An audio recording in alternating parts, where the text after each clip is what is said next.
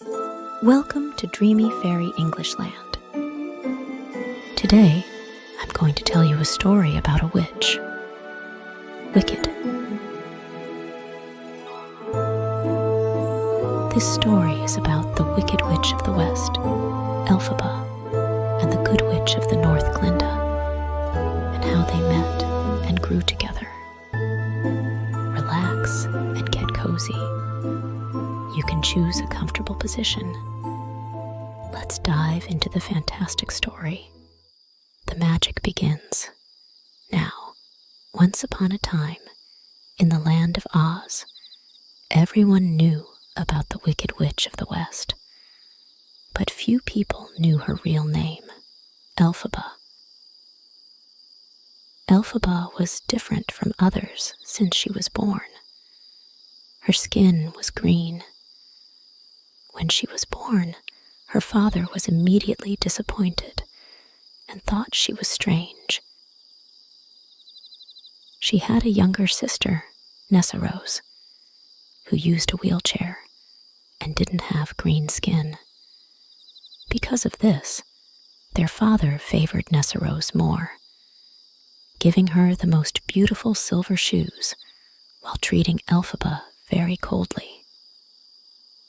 Even though their father didn't treat her well, Elphaba cared deeply about her sister. She took care of Nessarose carefully and always tried to protect her from being bullied. But whenever Elphaba got angry, her magic would get out of control. This made people call her a monster and stay away from her. Growing up, Elphaba was often judged and left out.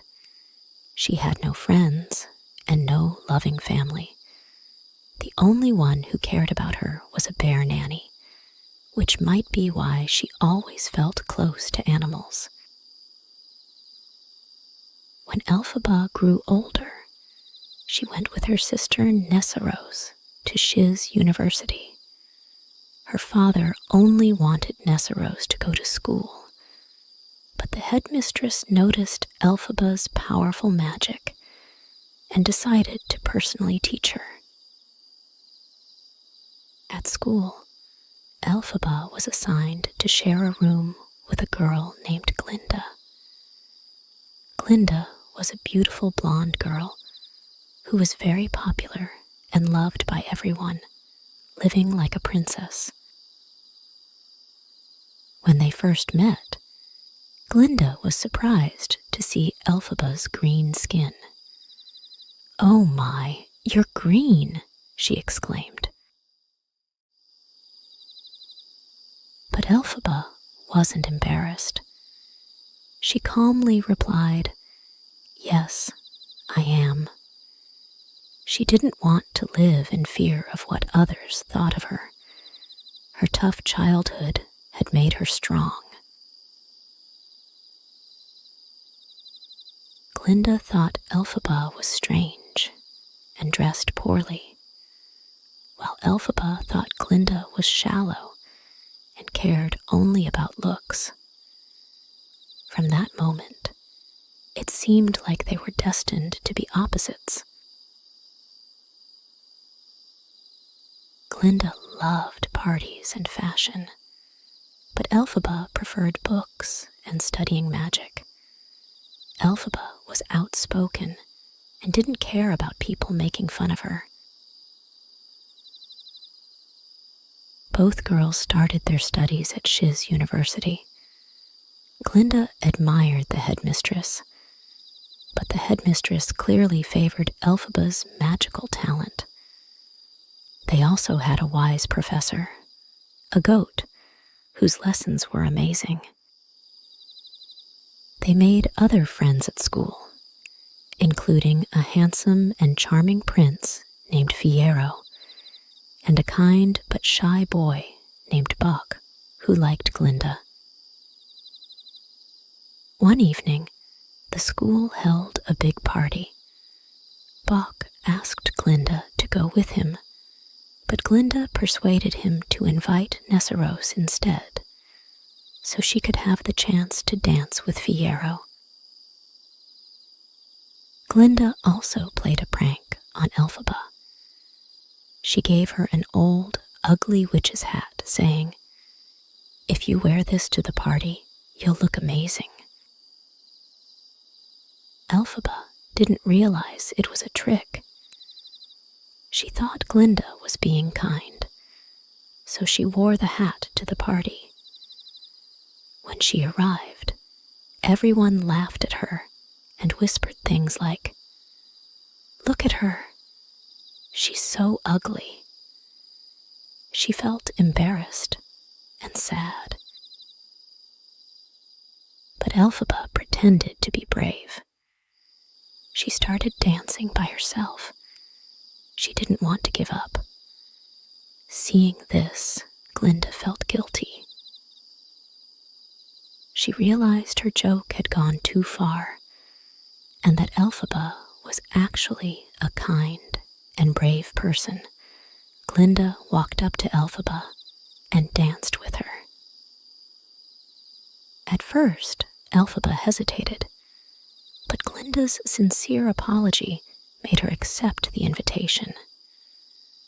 That night, they became real friends. Soon, everyone was dancing happily together. Boq and Nessarose also had a great time. Glinda started to admire Elphaba's courage and honesty, and Elphaba realized that Glinda wasn't a bad person, just a little spoiled. Back in their dorm, they shared their secrets with each other. Elphaba told Glinda about her feelings of loneliness, and Glinda encouraged her. For the first time, Elphaba felt the warmth of friendship. Glinda even tried to help Elphaba become more accepted by others. With Glinda's support, Elphaba started to feel happier and more confident.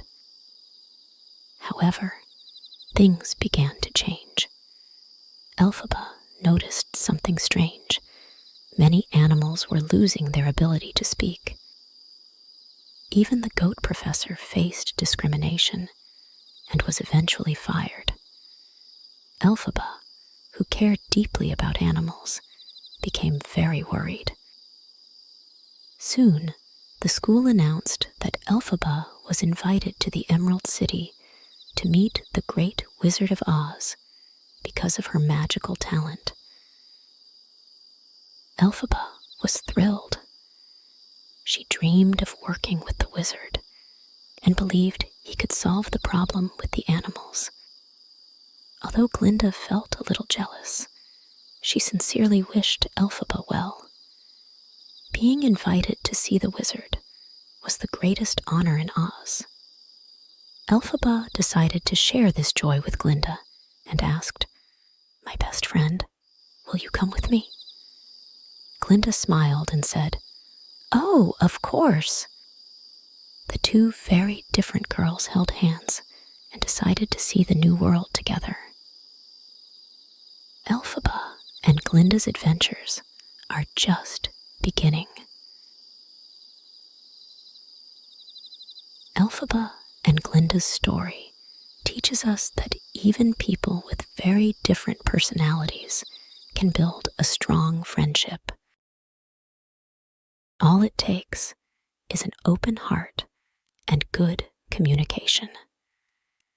If you do something wrong, it's important to admit your mistake and make it right. Never judge someone's worth by their appearance. Elphaba also learned to accept herself. She realized that true confidence comes from within, not from what others think. Everyone has their own unique value. What will happen to the animals? What mysteries await them in the Emerald City? Stay tuned for the next episode. Good night, and may you dream of a world filled with love and hope.